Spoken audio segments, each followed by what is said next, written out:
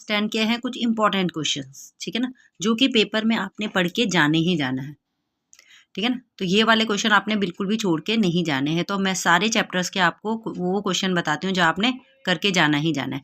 तो जैसे first chapter से, वैसे तो आपने पूरा चैप्टर ही पढ़ के जाना है, लेकिन अगर नहीं हो पा रहा है किसी, तो आपने क्या करना है, देखो एक ये वाला question, prove that this is a irrational number. √5 आ सकता है, √2 आ सकता है, √3 आ सकता है, ठीक है ना, सबकी सेम ही कैलकुलेशन होती है। एक इस टाइप का क्वेश्चन कि √5 इज एन इरेशनल नंबर, ये आपने पढ़ के जाना ही जाना है। और दूसरा इस टाइप का कि 3 + 2 √5, या कुछ भी हो सकता है, यहाँ पे 5 + 2 √7 इज एन इरेशनल नंबर। तो इस टाइप का भी ये 2 क्वेश्चन हो गए जो आपने पढ़ के जाने ही जाना है। √5 हो गया, √3 हो गया, √2 हो गया, जो मर्जी पूछा हो इसमें, ठीक है ना। या फिर this plus this is an irrational number. तो ये दोनों क्वेश्चन आपने इस चैप्टर के करके जाने ही जाने हैं। उसके बाद आएंगे हम चैप्टर नंबर 2 पे। तो चैप्टर 2 पे देखो, एक तो चैप्टर 2 में हमारे पास ये कर्व होता है। तो ये कर्व हमेशा कौन सी शेप में होता है, ये कर्व को हम बोलते हैं पैराबोला, ठीक है ना। कई बार जो हमारी केस स्टडी होती है उसमें यही क्वेश्चन आ जाता है कि ये कौन सी शेप है। तो ये कौन सी शेप होती है हमारी, पैराबोला। इसको बोलते हैं हम अपवर्ड पैराबोला, और अगर नीचे को बनता है कोई तो उसे बोलते हैं हम डाउनवर्ड पैराबोला, ठीक है ना। तो ये जो पैराबोला होता है इससे हमें जीरोस का भी पता चलता है कि देखो ये जो क्वाड्रेटिक इक्वेशन है तो इसके 2 जीरोस होते हैं। तो वो 2 जीरोस कौन कौन से हो गए, देखो आपने देखना है कि ये कहाँ कहाँ पे कट कर रहा है, कहाँ पे कट कर रहा है 4 पे, और यहाँ कट कहाँ पे कर रहा है -1 पे। इसका मतलब इसके 2 जीरोस कौन कौन से हो जाएंगे, x = एक जीरो होगा 4 और दूसरा हो जाएगा x = -1, ठीक है ना। कई बार हमारे पास फॉर्म और क्वाड्रेटिक इक्वेशन भी आती है, तो आपने क्या लिख लेना, x² माइनस इन दोनों का सम कितना हो जाएगा 3x, और इन दोनों का प्रोडक्ट -4 = 0, ठीक है ना। तो ये वाला क्वेश्चन भी आपने एक समझ के जाना ही जाना है। नेक्स्ट है हमारे पास फाइंड द जीरोस, ठीक है ना। Find the zeros and verify the relation between zeros and coefficient. तो ये सारे एक ही टाइप के सम है, स्प्लिटिंग द मिडिल टर्म होगी, ठीक है ना। तो ये तो आपने करके जाना है, स्प्लिटिंग द मिडिल टर्म आपने करके जाना ही जाना है। एक ये वाला क्वेश्चन भी कर लेना, ठीक है ना। इसमें स्प्लिटिंग नहीं होती, बल्कि क्या करना होता है हमें, कॉमन लेके, ठीक है ना। एक ये a² - b², तो ये सम हो गए आपने, ये 2 अलग टाइप के हो गए, और बाकी सभी क्वेश्चन में क्या होती है, स्प्लिटिंग द मिडिल टर्म, ठीक है ना। तो ये वाला क्वेश्चन भी आपने एक पक्का करके जाना ही जाना है, मतलब चैप्टर 1 का, ठीक है ना। ये आपने क्या करना होता है, पहले जीरोस फाइंड करने होते हैं और फिर रिलेशनशिप वेरीफाई करना होता है।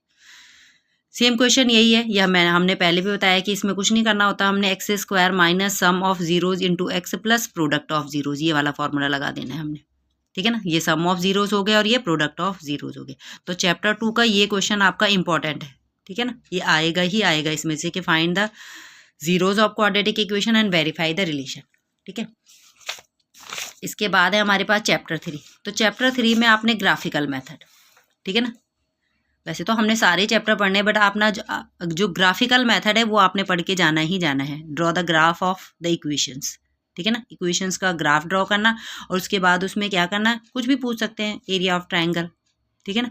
तो ग्राफिकल वाला जो मेथड है वो आपने पढ़ के जाना ही जाना है। बाकी आपके पास स्टेटमेंट सम्स है, वो आप जो मर्जी करके चले जाओ, स्टेटमेंट में से भी आएगा ये क्वेश्चन, ठीक है ना।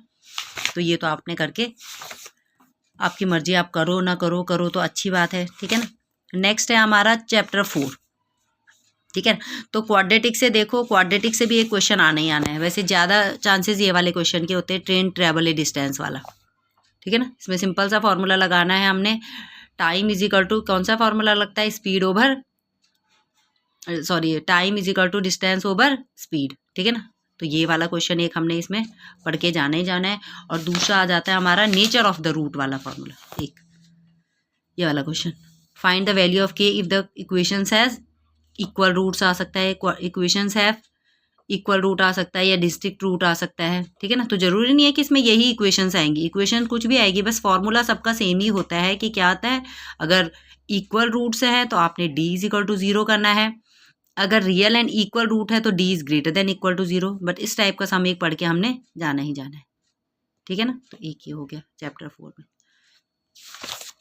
बाकी चैप्टर 5 में इतना, इसका भी एक क्वेश्चन बड़ा सा आएगा, ठीक है ना, उसको आपने अच्छे से करके जाना है। तो चैप्टर 5 में एक तो SN AN वाले फॉर्मूले आपने अच्छे से याद कर लेने हैं कि SN का कौन सा फॉर्मूला है, AN कौन सा फॉर्मूला है। बाकी ये सारा इस टाइप के क्वेश्चन भी करके चल जाना। एक third term is this and last term is this, इस टाइप का क्वेश्चन, ठीक है ना।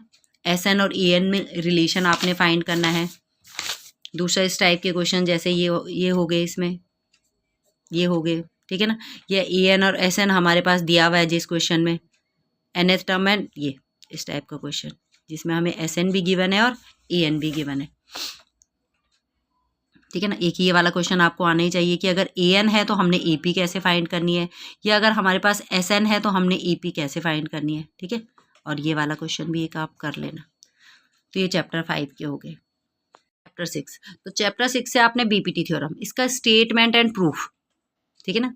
स्टेटमेंट और प्रूफ हमने दोनों ही पढ़ के जाना है, ये आता ही आता है पेपर में कई बार, ठीक है ना। तो BPT को क्या, कौन सी थ्योरम कहते हैं, बेसिक प्रोपोर्शनल थ्योरम, या इसी को थेल्स थ्योरम भी कहा जाता है। कहीं पे थेल्स थ्योरम आता है, कहीं बेसिक प्रोपोर्शनल थ्योरम आता है। कई बार आपको स्टेटमेंट दे देंगे और आपको कहेंगे प्रूव इट, तो आपको इसका स्टेटमेंट भी पता होना चाहिए। कई बार स्टेट एंड प्रूफ आ जाता है, ठीक है ना। तो ये थ्योरम आपने पढ़ के जानी ही जानी है, ठीक है। तो वैसे तो इस चैप्टर में इतना नहीं है, बट इसकी पहली वाली जो एक्सरसाइज है, ठीक है ना, उसमें ज़्यादा क्वेश्चन है नहीं, डायरेक्ट BPT पे ही बेस्ड क्वेश्चन है, तो ये आपने करके जाना है, ठीक है ना। ये वाली अगर आप एक्सरसाइज कर सकते हो तो बहुत अच्छा है, ठीक है ना, इसमें से आ जाता है क्वेश्चन। बाकी ये 2 क्वेश्चन आपने ये वाले, या किस तरह से ये सेकंड वाला और फर्स्ट वाला तो करके जाना ही जाना है, ठीक है ना। तो 6 से आपने BPT करके जाना ही जाना है, जो मर्जी हो जाए। उसके बाद आ गया हमारा क्वेश्चन नंबर 7। तो चैप्टर 7 में हमारा आता है एक तो डिस्टेंस फार्मूला, ठीक है। तो इसमें डिस्टेंस फार्मूला आपको याद होना चाहिए,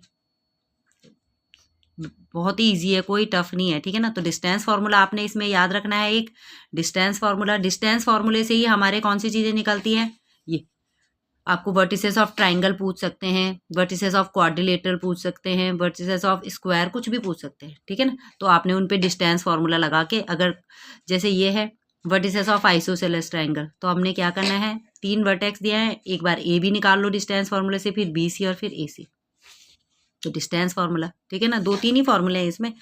दूसरा find the point on x axis which is equi distance, तो डिस्टेंस जहाँ पे भी आ गया इसका मतलब आपने डिस्टेंस फार्मूला, ठीक है ना। Find the value of y for which the distance between P and Q is 10 unit, तो इसका मतलब PQ is equal to 10, PQ पे हमने डिस्टेंस फार्मूला लगाना और इज इक्वल टू 10 लिख लेना है, ठीक है ना। तो ये करके, और इसमें से जो इंपॉर्टेंट क्वेश्चन है जो आता ही आता है, फाइंड द रेशियो वाला, ठीक है ना। कौन सा, find the ratio in which the line segment is divided by this, ये find the ratio in which the line segment is divided by X axis, ठीक है ना। क्वेश्चन एग्जैक्टली बुक से नहीं आएगा, वैल्यूज चेंज होके आएगी, कई बार बुक से भी आ जाता है, कई बार वैल्यूज, बट ये वाला फाइंड द रेशियो वाला क्वेश्चन मैक्सिमम टाइम आता ही आता है, ठीक है ना। तो इसमें हमने वैसे एक डिस्टेंस फार्मूला याद करना है, एक सेक्शन फार्मूला याद करना है और एक मिड पॉइंट फार्मूला, ठीक है ना। जहाँ पे भी रेशियो पूछा है या सेक्शन पूछा है, ट्राई सेक्शन पूछा है या सेक्शन पूछा है, वहाँ पे आप सेक्शन फार्मूला अप्लाई कर दो, ठीक है ना। और जहाँ पे क्या पूछा है आपको, डिस्टेंस जहाँ पे यूज हो रहा है वहाँ पे डिस्टेंस फार्मूला याद लगा। और मिड पॉइंट हमने कहाँ पे लगाना है, मिड पॉइंट का मतलब एक तो पैरेललोग्राम पे लगता है आपका मिड पॉइंट, कि these are the vertices of a parallelogram, इसका मतलब AC का मिड पॉइंट और BD का मिड पॉइंट, तो इस पे मिड पॉइंट लगेगा। या जैसे हमारे पास दिया है A is the diameter and centre is this, तो सेंटर का मतलब मिड पॉइंट है, ठीक है ना। तो 3 फॉर्मूले इसमें आपने अच्छे से पढ़ के चले जाना। डिस्टेंस फार्मूला, जहाँ पे भी डिस्टेंस यूज हो रहा है, वर्ड यूज आ रहा है, ठीक है ना, वहाँ पे हमने डिस्टेंस फार्मूला लगाना है। जहाँ पे भी रेशियो पूछा है आपको, या सेक्शन फार्मूला पूछा है, रेशियो पूछा है, या ट्राई सेक्शन पूछा है, या सीधे सेक्शन फार्मूला अप्लाई करने के लिए कहा है, वहाँ पे हमने कौन सा फार्मूला लगाना है, सेक्शन। और मिड पॉइंट फार्मूला, अगर कहीं पे मिड पॉइंट फाइंड करने हैं या वर्टिसेस ऑफ पैरेललोग्राम आता है तो वो आपने मिड पॉइंट फार्मूले से। और ये वाला तो करना ही करना है आपने, फाइंड द रेशियो, ठीक है ना। इसमें क्या आता है, जैसे फाइंड द रेशियो इन विच, ये भी आ सकता है, इसमें भी हमको वैल्यूज चेंज करके दे सकते हैं। तो ये क्वेश्चन तो आपने पक्का करके जाना ही जाना है। उसके बाद है हमारे चैप्टर 8 ट्रिग्नोमेट्री। तो ट्रिग्नोमेट्री में देखो एक इस टाइप का क्वेश्चन कि हमें एक वैल्यू दे रखी रही होगी, बाकी आपने फाइंड करना है, ठीक है ना। ये क्वेश्चन हमने पक्का करके ही जाना है। ये भी जरूरी नहीं है कि बुक से आएगा, बुक से आ भी जाता है और बुक से बाहर से भी आ जाता है, बट इसमें हमने क्या करना, एक वैल्यू, एक ट्रिग्नोमेट्रिक रेशियो आपको दिया रहेगा और बाकी आपने फाइंड करना है। तो वही होता है, जैसे कॉट हमारे पास है, तो कॉट क्या होता है, B/P होता है, तो पहले पाइथागोरस थ्योरम से H निकाल लेना है और फिर आपने, तो इस टाइप का भी एक क्वेश्चन हमने करके जाना ही जाना है। ये वाला क्वेश्चन हो गया, ठीक है ना। बाकी तो ट्रिग्नोमेट्री इंपॉर्टेंट है, बट ये क्वेश्चन आपने मिस नहीं करना, ये करके जाना ही जाना है। और नेक्स्ट वाले में से ये टेबल बनाना मैं नेक्स्ट वीडियो में आपको बता दूंगी कि किस टाइप से हमने इनकी टेबल से याद करनी है पेपर में, ठीक है ना। तो ये हमने क्या करना है, ये वाले क्वेश्चंस भी आपने पढ़ के जाना, बहुत ही ईजी होते हैं, जो मर्जी आ जाए आपने वही वैल्यूज इसमें पुट कर लेनी है, ठीक है। तो ये हमने फॉर्मूले याद करके जाने हैं। नेक्स्ट एक ये भी पढ़ के चल जाना आपने, ये वाला क्वेश्चन 10e+b, ये भी इंपॉर्टेंट क्वेश्चन है इस चैप्टर का, ठीक है ना।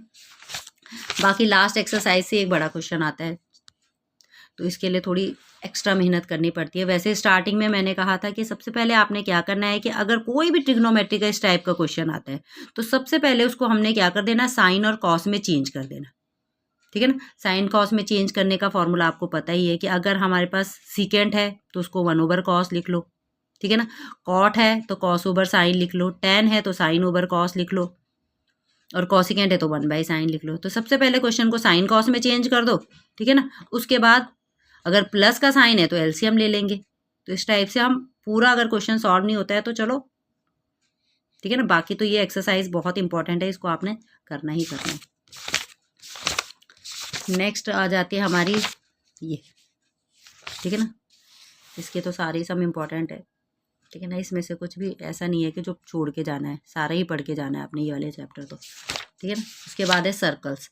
सर्कल्स में हमने एक तो थ्योरम्स पढ़ लेनी है, द टेंजेंट, ये वाली थ्योरम 10.1, ठीक है ना, ये पक्का आपने पढ़ के जाना ही है। और दूसरी ये वाली थ्योरम, बहुत ईजी है दोनों थ्योरम, ठीक है ना।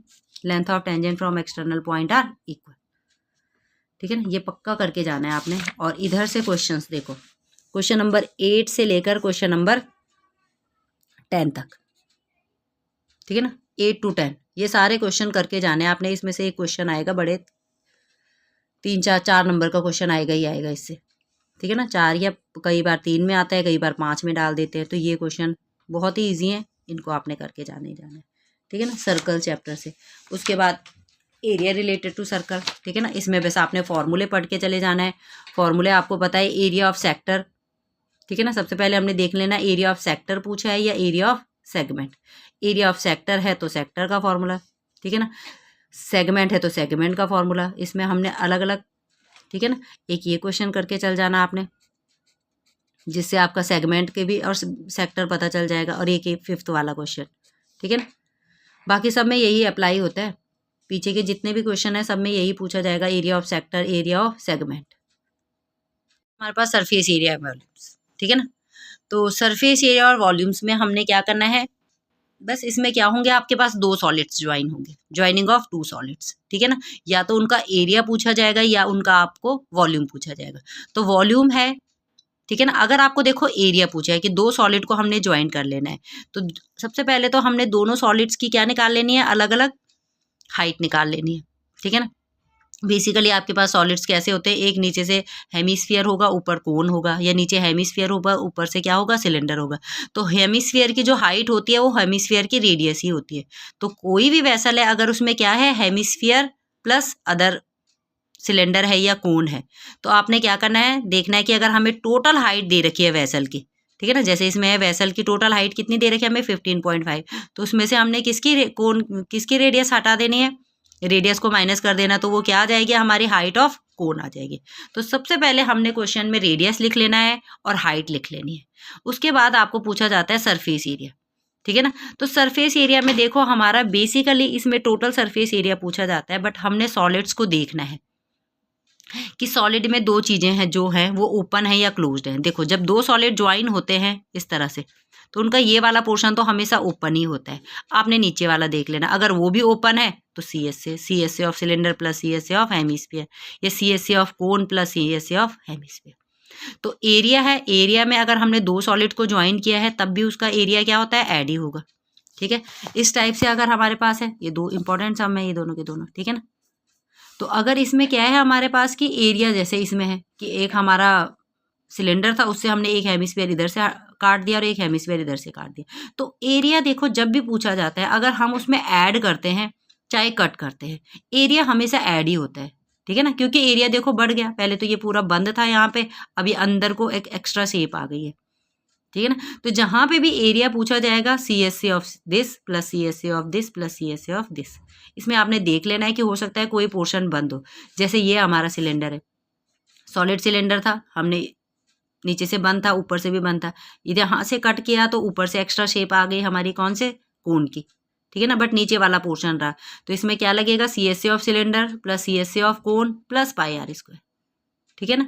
और अगर वॉल्यूम पूछा जाता है आपको कॉम्बिनेशन ऑफ सॉलिड में, तो वॉल्यूम पूछा जाता है तो वॉल्यूम में तो ओपन क्लोज्ड कुछ नहीं देखना आपने। अगर दो सॉलिड ऐड हो रहे हैं तो उनका वॉल्यूम भी ऐड हो जाएगा। और अगर दो सॉलिड सब, जैसे एक सॉलिड में से अगर हमने कोई चीज़ हटा दी है, जैसे ये है हमारा क्वेश्चन नंबर 4 कि पेन स्टैंड बनाया, एक हमारे पास क्या था, कोई क्यूब की शेप में था, उसमें हमने 4 कोन आउट कर दिए, ठीक है ना। तो इसमें क्या हो जाएगा, वॉल्यूम का मतलब कम और ज़्यादा, तो volume of cuboid minus volume of 4 कोन, ठीक है ना। और अगर दो चीज़ों को ज्वाइन करते हैं, जैसे ये वाले क्वेश्चन है, इसमें हमने इसमें हम क्या कर रहे हैं, एक हेमिस्फीयर है, ठीक है ना, उसके ऊपर हमने एक कोन रखा है, तो volume of hemisphere plus volume of cone. तो वॉल्यूम में क्या होता है, अगर हम दो चीज़ों को ज्वाइन कर रहे हैं तो वॉल्यूम ऐड हो जाएगा, एक चीज़ से हम दूसरी चीज़ को हटा दे रहे हैं तो वॉल्यूम माइनस हो जाएगा, ठीक है ना। बट सरफेस एरिया हमेशा ऐड ही होता है। अगर हम सॉलिड्स को ज्वाइन करें, चाहे सॉलिड को एक सॉलिड से दूसरे सॉलिड को कट कर दे, तो एरिया हमेशा क्या होगा, ऐड ही होगा, ठीक है। बाकी मीन मॉड मीडियन से आपने सारा पढ़ के जाना है, बहुत इंपॉर्टेंट एक्सरसाइज है, ठीक है ना। मीन आना चाहिए आपको, मीडियन आना चाहिए, मॉड, सारी चीज़ें फाइंड करनी आनी चाहिए, missing frequency mean mod median की, ठीक है ना। उसके बाद आपकी क्या आ जाती है, प्रोबेबिलिटी। तो प्रोबेबिलिटी भी हमने अच्छे से करके जानी है, प्रोबेबिलिटी से एक क्वेश्चन आता ही आता है, ठीक है ना। प्रोबेबिलिटी का क्वेश्चन तो थोड़ा एक्स्ट्रा ही क्वेश्चन आएगा, बुक से भी आ जाता है बट ज़्यादातर बाहर वाले क्वेश्चन, ठीक है ना। कार्ड्स का आपको हमेशा पता पढ़ के जाना है अच्छे से कि कितने कार्ड्स होते हैं, उसमें से ब्लैक कितने होते हैं, रेड कितने होते हैं, किंग कितने होते हैं, क्वीन कितने होते हैं, ठीक है ना।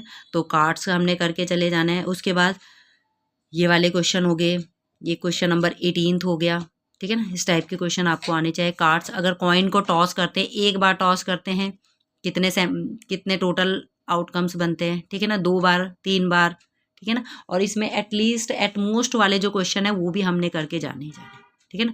तो इतने क्वेश्चन, वैसे तो पूरा सिलेबस करना है आपने, बट ये वाले क्वेश्चन बिल्कुल भी छोड़ के नहीं जाने, ठीक है ना।